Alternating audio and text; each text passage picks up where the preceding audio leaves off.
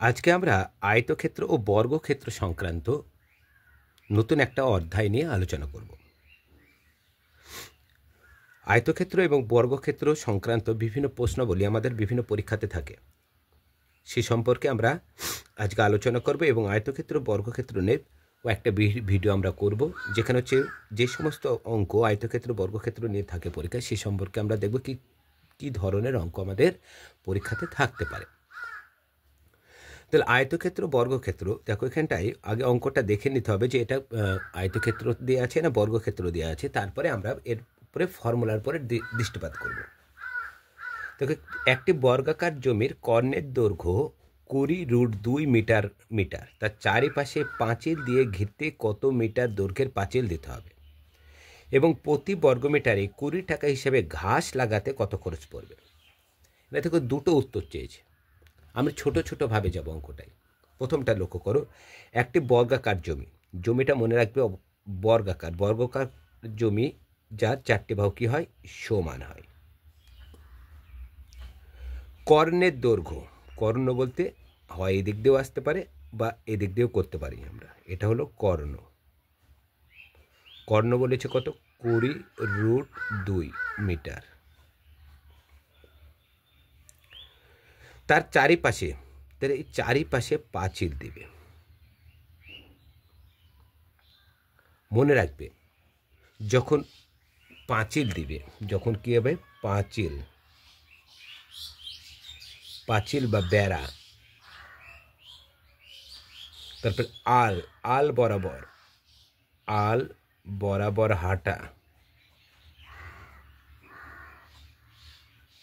বরাবর হাঁটা, এমন যদি থাকে সবসময় পরিসীমা বের করতে হয়।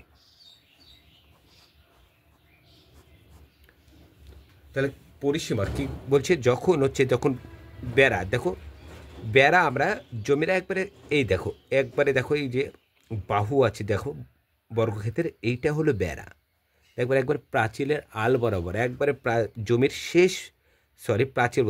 শেষ দিক দিয়ে আমরা বেড়াটা দিই, মাঝখানে কিন্তু দিই না।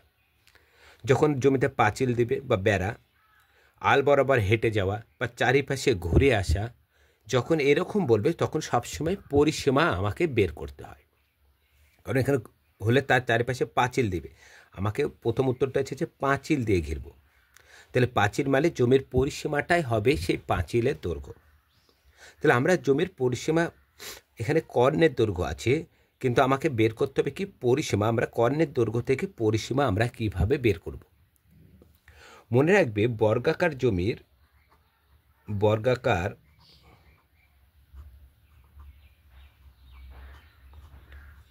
জমির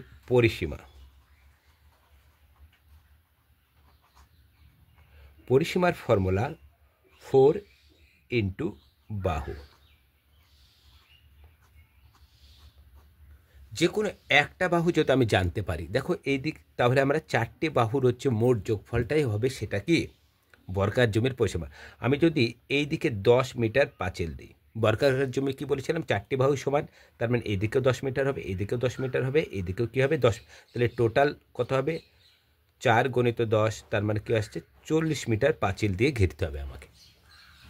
কিন্তু এখানে দেখো 4 × বাহু, এখানে তো বাহু দেয়া নাই, তাহলে বাহুটা আমি কিভাবে বের করতে পারি। দেখো এখানে বর্গাকার জমির এখানে কর্ণের দৈর্ঘ্যের ফর্মুলা কি, বর্গাকার জমির, মনে রাখবে এটা হচ্ছে বর্গাকার জমির কর্ণের দৈর্ঘ্যের ফর্মুলা √2 ইন্টু বাহু। এটা হলো কর্ণের দৈর্ঘ্যের ফর্মুলা। এখানে লক্ষ্য করো কর্ণের দৈর্ঘ্য দেয়া আছে, এখান থেকে কিন্তু আমি বর্গাকার জমির এক পাশের বাহুটা আমি বের করতে পারবো। কীভাবে বের করবো, দেখো আমার যদি বর্গাকার জমির যদি বাহু জানা থাকে, তাহলে সেক্ষেত্রে আমার বর্গাকার জমির কর্ণের দৈর্ঘ্য আমি বের করতে পারবো। এটাও যদি কর্ণের দৈর্ঘ্য হয় তাহলে এটাও কর্ণের দৈর্ঘ্য, সেক্ষেত্রে দুটো কি হয়ে যেতে পারে, সমান হতে। আগে দেখো ধরি বর্গাকার জমির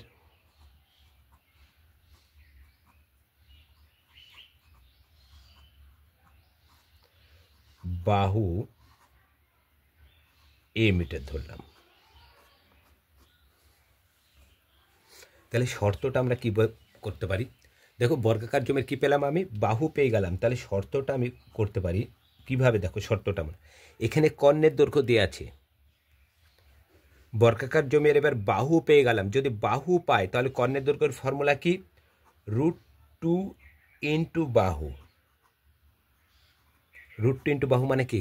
এটা হচ্ছে কর্ণ, আবার এখানে সমান কর্ণ আবার দেওয়া আছে দেখো 20√2। তাহলে এটা সমান করতে পারি, এটাও কর্ণ, এটা দেখো এটা কর্ণ, এটা হলো কর্ণের ফর্মুলা। কর্ণের ফর্মুলা কি? √2 ইন্টু বাহু। এখানেও কি আছে? 20√2। এটা হচ্ছে কি? এটা হচ্ছে দেখো কর্ণের ফর্মুলা, কর্ণ এটা। তাহলে কি এটা থেকে এটা দুটোকে সমান করতে পারি। তাই বাহু মানে কত? এ, তার মানে √2 ইন্টু এ সমান 20√2। দেখো √2 এ √2 কাটা, তাহলে এ সমান পেয়ে গেলাম কত? 20। একক কিসে আছে? 20 মিটার। এ মানে কি? বাহু। যখনই বাহু পেয়ে গেলাম, দেখো এক পাশের বাহু আমি পেয়ে গেলাম, এক পাশের বাহু পেলাম কত? 20। দেখো ছবিটা আরেকবার লক্ষ্য করো, এই বর্গাকার জমির এক পাশের আমি বাহু পেলাম কত মিটার? 20 মিটার। বলেছে তার চারিপাশে পাঁচিল দিবে। তাহলে পাঁচিল দেওয়া মানে কি? এই পাঁচিল একবারে জমির শেষ বরাবর দিবে পাঁচিল। তাহলে এটা 20 হলে এটাও 20, এটাও কত হবে? 20 হবে, এটাও কত হবে? 20 হবে। তাহলে চারটি বাহুর যোগফলটাই হলো পাঁচিলের দৈর্ঘ্য হবে, চারটি বাহুর যোগফল। তাহলে কী হবে? তাহলে তাহলে 20 যোগ 20 যোগ 20 যোগ 20, দেখো 20 20 40 60 80। তাহলে পাঁচিলের দৈর্ঘ্য হবে 80 মিটার। তাহলে এটাকে আমরা শর্টে কী করতে পারি? এখানে 4 ইন্টু বাহু করে দিতে পারি।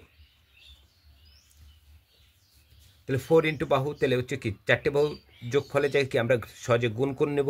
তাহলে 4 ইন্টু বাহু তো হচ্ছে 20। তাহলে কী হবে? পাঁচিলের দৈর্ঘ্য কী হয়ে যাবে? 80 মিটার হয়ে যাবে।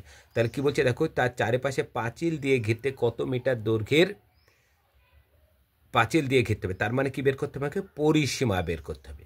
কী বের করতে হবে আমাকে? পাঁচিল মানে কি? পরিসীমা। অতএব বর্গাকার জমির পরিসীমা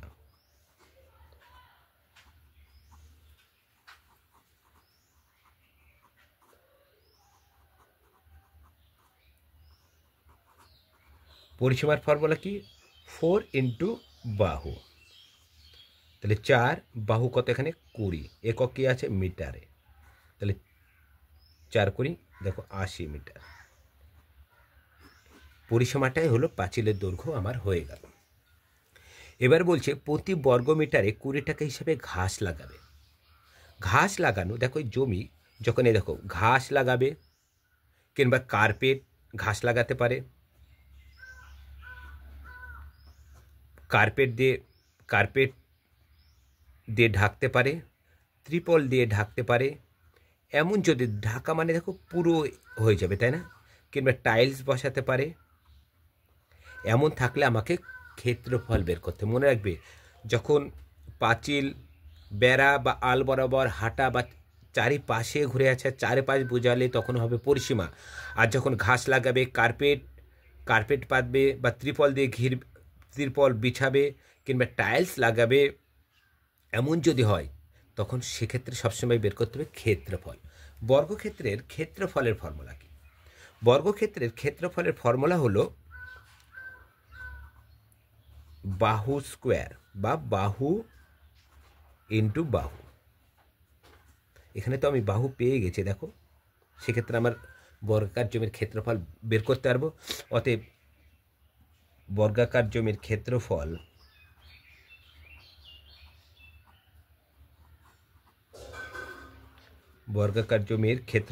হবে কি? বাহু স্কোয়ার। তাহলে বাহু স্কোয়ার কি? ফর্মুলা লিখেই করি, বাহু স্কোয়ার বর্গ একক। এখানে এককটা কি? একক না দিয়ে আমরা মিটার করে দিই, কারণ এখানে একক উল্লেখ করে দেওয়া আছে, বর্গ মিটার। ক্ষেত্রফল মানে সবসময় বর্গ কথাটা উল্লেখ করবে। তাহলে বাহু কত? এখানে দেখো 20। তাহলে এখানে বাহুর জায়গায় কত বসে যাও? 20 বসে দিলাম। তার কি হোল স্কোয়ার বর্গ মিটার। তাহলে 20 স্কোয়ার 20 2 2 400 বর্গ মিটার। তাহলে আমার কী পেলাম, মোট জমির ক্ষেত্রফল 400 বর্গমিটার পেলাম। এবার ভালো করে লক্ষ্য করো এই জমিটায়, আর একটা ছবি লক্ষ্য করো।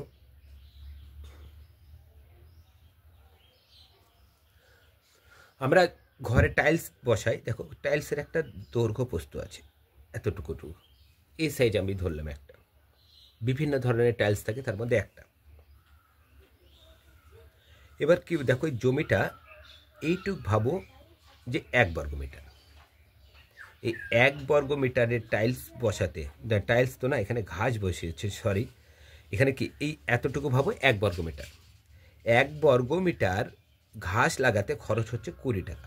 এখানে টোটালে আছে 400 বর্গমিটার, 1 বর্গমিটারে খরচ হয় কত, এখানে বলে দিচ্ছে প্রতি বর্গমিটার, মানে 1 বর্গমিটারে ঘাস লাগাতে 20 টাকা খরচ হচ্ছে, তাহলে পুরোটা আছে কত 400 বর্গমিটার, তাহলে 1 বর্গমিটারে খরচ হয় কত টাকা 20 টাকা, আছে কত এখানে 400 বর্গমিটার, তাহলে 400 বর্গমিটারে কত হবে, তাহলে 20কে 400 দিয়ে গুণ করে দিলে আমার হচ্ছে টোটাল হচ্ছে কত টাকা খরচ হবে বের হয়ে যাবে। তাহলে কী লিখতে পারি, ঐকিক নিয়মে করতে পারি কিংবা লিখেও করতে পারি, প্রতি বর্গমিটারে কিংবা লিখে ঐকিক নিয়মে করে দিই সুবিধা হবে। তাহলে 1 বর্গমিটার ঘাস লাগাতে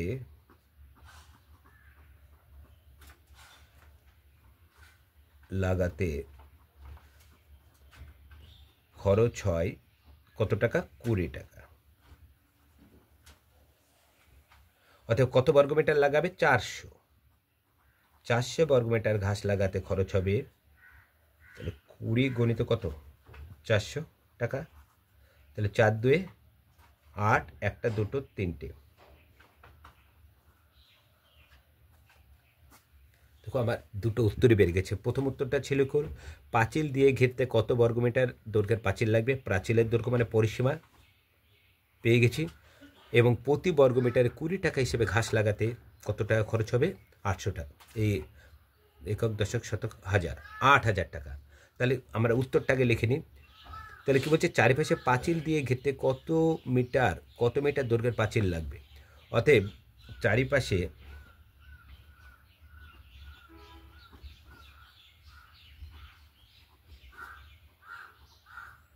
পাঁচিল দিয়ে ঘিরতে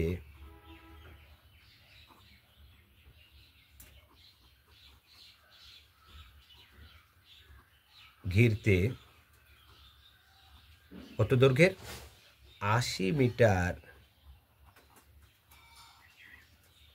দৈর্ঘ্যের পাঁচিল লাগবে,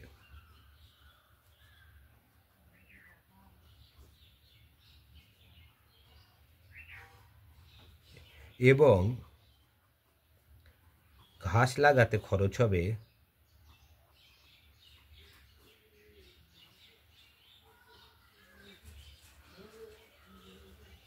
কত 8000 টাকা।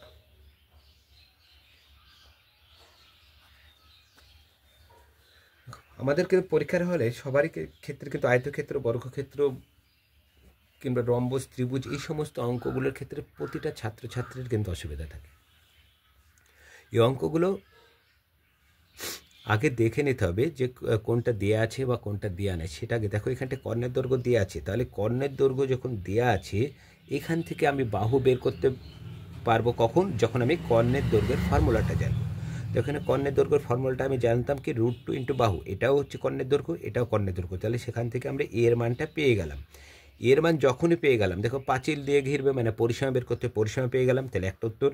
এবং প্রতি বর্গমিটার মানে জানতে হবে প্রতি কথার অর্থে 1 বর্গমিটারে ঘাস লাগাতে, দেখো এটা 1 বর্গমিটারে 20 টাকা খরচ হয়, এখানে টোটালি কত আছে 400 বর্গমিটার, এরকমভাবে 400টা এরকম ধরে, তাহলে 400 বর্গমিটারে কত টাকা খরচ হবে, তাহলে গুণ করে দিলে হয়ে যাবে। তার আগে জমির ক্ষেত্রফলটা বের করতে হতো, বের করে নিচ্ছি। এখানে বলছে প্রতি ঘাস লাগানো মানে কি, তার জমির ক্ষেত্রফল দরকার ছিল, তাহলে ক্ষেত্রফলটা আমি জানি কি বর্গক্ষেত্রের ক্ষেত্রফলের ফর্মুলা বাহু স্কোয়ার বা বাহু ইন্টু বাহু, তাহলে বাহু স্কোয়ার হিসাবে আমার হচ্ছে কি জমির ক্ষেত্রফল বেরিয়ে গেল। জমির যখনই ক্ষেত্রফল বেরিয়ে গেল কত 400 বর্গমিটার, তাহলে বলেছে 1 বর্গমিটারে 20 টাকা খরচ হয়, তাহলে 400 বর্গমিটারে কত খরচ হয়, তাহলে সেক্ষেত্রে আমরা খুব সহজেই এখান থেকে কত টাকা খরচ হবে গুণ করলে আমরা বেরিয়ে যাচ্ছে। তাহলে আয়তক্ষেত্র, বর্গক্ষেত্র নিয়ে আমরা বেশ কিছু ভিডিও করবো, অর্থাৎ এগুলোকে পরিমিতি বলা হয়, পরিমিতির উপরেই আমরা বেশ কিছু পরিমিতি সম্পর্কে যতগুলো অঙ্ক থাকে আয়তক্ষেত্র বর্গক্ষেত্র দিয়ে শুরু করে A to Z আমরা চেষ্টা করব সমস্ত ধরনের ভিডিও দেওয়ার কথা, এবং এখানে যে সমস্ত ফর্মুলাগুলো উল্লেখ করা থাকবে সেই ফর্মুলাগুলো চেষ্টা করবে তোমরা খাতায় লিখে নেওয়া। এখানে যেমন বর্গক্ষেত্রে দেখো আজকে আমি একটা করে অঙ্ক করব, ওই অঙ্কের মধ্যে যে ফর্মুলা আসবে সেই সম্পর্কে আমরা আলোচনা করব। বর্গক্ষেত্রের পরিসীমা ছিল, পরিসীমা ফর্মুলাটা আমরা লিখে নেব। বর্গক্ষেত্রের ক্ষেত্রফল দিয়ে ফর্মুলা ছিল আজকে, আর ছিল কর্ণের। আজকে এই অঙ্কটাই আমরা মোট 3টে ফর্মুলা পেলাম, একটা কর্ণের দৈর্ঘ্য, একটা পরিসীমা পেলাম, আর একটা কি পেলাম, ক্ষেত্রফল পেলাম। আজ এই পর্যন্ত। আমার যে নতুন চ্যানেল ম্যাথ সাইন,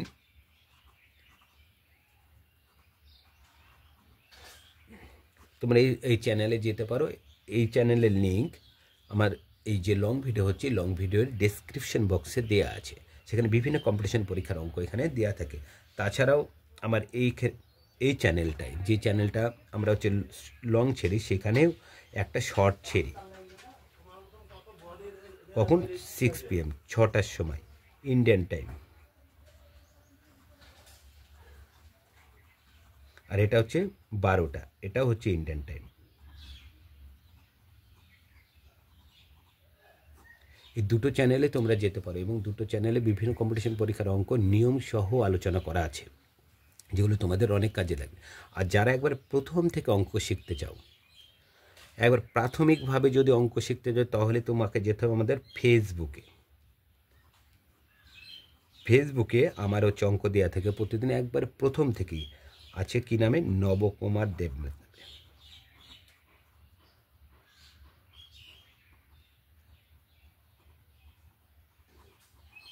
তবে এই নামে ফেসবুকে কি ছাড়া আছে। একবার প্রথম থেকে যারা অঙ্ক শিখতে চাও, সেটা প্রথম থেকে এই ফেসবুকে আলোচনা করে, সেখান থেকে তোমরা প্রথম থেকে অঙ্ক শিখতে পারবে। আজ এই পর্যন্ত। সামনের দিন আমরা আয়তক্ষেত্র বর্গক্ষেত্র নিয়ে যতগুলো ভিডিও হয় আস্তে আস্তে করার চেষ্টা করব।